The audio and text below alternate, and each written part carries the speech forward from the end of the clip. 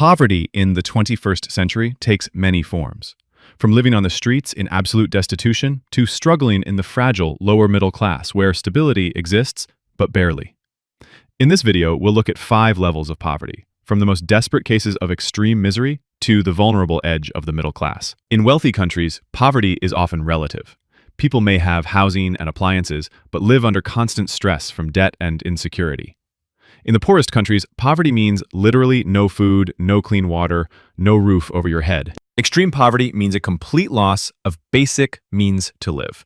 In developed countries, the clearest example is the homeless with severe addictions. Such a person sleeps in shelters or on the street, often struggling with alcoholism or drug abuse. Everyday life is a fight for survival, scavenging food from dumpsters, sleeping under bridges, begging for coins.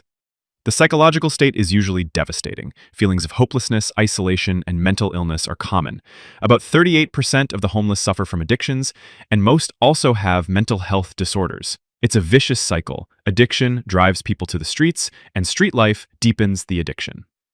Conditions are dangerous and unstable. They sleep in abandoned buildings, tents, or out in the open, with no hygiene, no medical care, constant risk of violence and disease. In the US, the average age of the homeless is rising. Many are now over 35. Often it happens gradually. Job loss, unpaid medical bills, broken families. Step by step, someone slips to the bottom. In Russia and other post-Soviet states, homelessness looks similar. A typical homeless person is a man in his 30s, often an orphanage graduate or ex-prisoner who lost family ties. Europe also has over 1.3 million people without permanent housing. The difference is that Europe has stronger networks of shelters and charities. In the poorest regions of the world, extreme poverty looks different. Here, it's not homeless addicts, but millions of families living on less than $2 a day. No clean water, no sanitation, no proper food. In the US, mortality and illness among the extremely poor are shockingly high. The homeless are also more likely to end up in prison, closing the loop of marginalization. This level is about people who have some kind of shelter and minimal income, but life is still survival mode. Picture an elderly cleaner renting a tiny room, or a single mother with 2 kids living on food stamps and occasional work. They aren't homeless, but their housing is poor. An old trailer, a crumbling apartment, or an overcrowded hostel. They stretch every penny. Cheap, calorie-heavy food keeps them alive. Clothes are hand-me-downs. Appliances are second-hand or donated. Any unexpected expense, a broken car, a sick child, becomes a disaster. They rely on charities, food banks, and soup kitchens. In 2020, about 18 million Americans lived in what's called deep poverty. Psychologically, it's crushing. Constant worry, lack of sleep, endless stress about making it to the end of the month. The brain is consumed by survival. Long-term decisions become nearly impossible.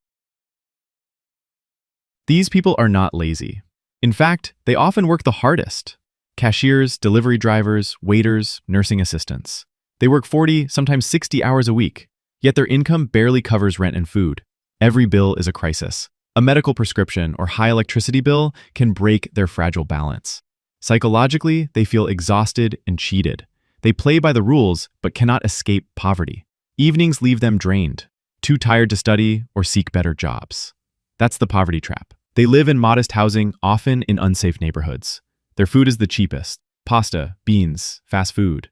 Many fall into debt: credit cards, payday loans, high-interest car payments. The working poor are invisible in society. They wear uniforms, smile at customers, their kids go to the same schools, yet they live paycheck to paycheck. One step higher are the vulnerable groups, the unstable lower middle class. Formally, they're not poor. Their income is 1.5 to 2 times above the poverty line. They can afford a little more: a new phone now and then, a family trip once a year, branded clothes for the kids. But their stability is fragile. One bad event, and they slide back into poverty. Imagine a teacher and a nurse in the US earning $50,000 together, enough for rent, food, and 1 car. But if one loses a job or a child gets seriously ill, the family is instantly in crisis. They may have small savings, maybe $50 a month for a rainy day, but it's not nearly enough. They also carry debt: credit cards, car loans, mortgages. Psychologically, they live in constant readiness for the worst. They compare themselves to others, want to keep up, and sometimes spend money they don't have. A new smartphone on credit, designer sneakers for the teenager. Debt piles up. They are like tightrope walkers, officially middle class, but one step from falling. The 2020 pandemic proved it.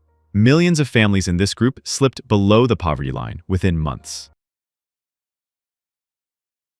These people are no longer considered poor by any measure. They earn close to the national average or slightly less. They own property, often with a mortgage. They have a car, sometimes two.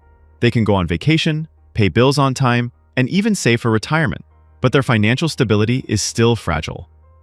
Most of their income goes to fixed costs, mortgage, insurance, loan payments. If someone loses a job, savings may last only a few months. From the outside, everything looks fine. A house, kids and after-school programs, plenty of household appliances. But much of it is financed by debt. Even incomes of $80,000 to $100,000 in big cities don't guarantee peace of mind. People in this group work hard to maintain their status. They fear layoffs, often overwork, and take loans to pay for their kids' education. Many look for side income, investments, small businesses, rental properties, all to build a financial cushion. In the US, this group includes small business owners, skilled workers, office employees. In Europe, it's farmers, shop owners, young IT specialists. Life is comfortable, but not luxurious. And without steady income, the middle-class status can vanish quickly. The future has two paths. With stability, debts get paid off, assets grow, families reach real security. With crises, financial, medical, personal, even stable families can slide down.